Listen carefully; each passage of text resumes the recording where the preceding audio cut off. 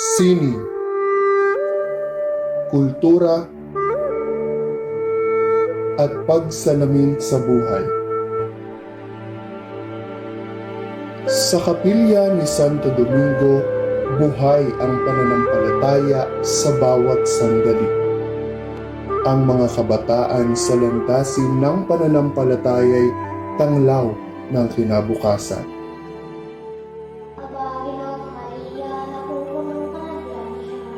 Ang arkitektura'y kwento ng pag-ibig at pagsasakripisyo ng mga sumasamba.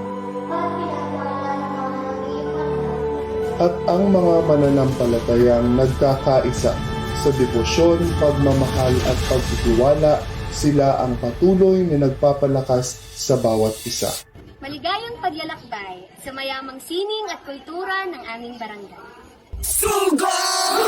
Sa pusod ng aming komunidad, ang pangingisda ay simbolo ng buhay. Ang pangingisda ay hindi lamang hanap buhay kundi isang tradisyon sa bawat pamilya. Ang taho, longi, sariwang mangga,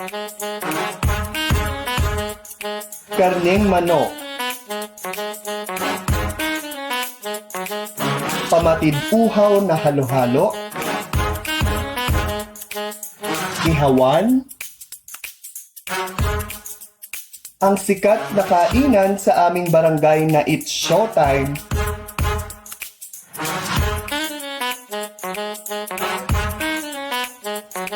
at ang munting talipapa ay ilan lamang sa mga produkto at pagkain na pinagmamalaki sa aming barangay. Ang sipag at determinasyon ay ang aming lakas at maituturing na sandata upang punan ang aming mga pangangailangan.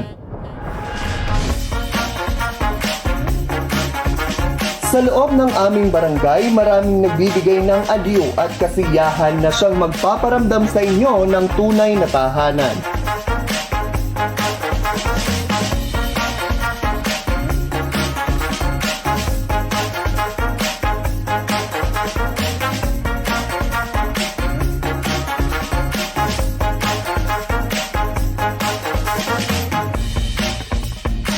Gaya ng pagsipat sa bawat bola na sumisimbolo sa ninanais at pinapangarap ng bawat isang Balangenyo.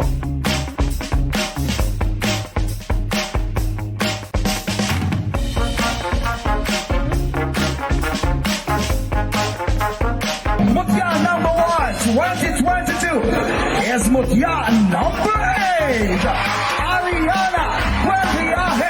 Naka ng Turismo Pilipinas 2023 first and runner-up ay walang iba kung hindi si Laz Salisay from Bawan, Batangas. Arlacan ng Turismo Pilipinas 2023 first runner-up from Bawan, Batangas. Second runner-up is Alessandra Benviaer, Santo Domingo.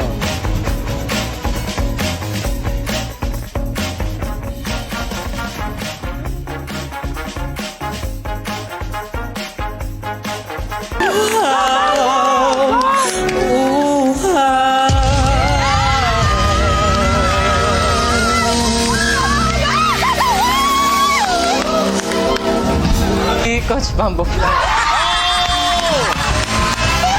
To Camp Kawayan.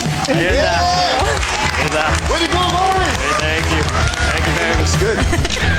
Kilala at hindi mawawala ang ligaya tuwing Barutak Festival na puno ng kulay at musika sa pangunguna ng lahing Balangenya na tinaguriang puno at ugat na nagpayaman ng sining ng komunidad.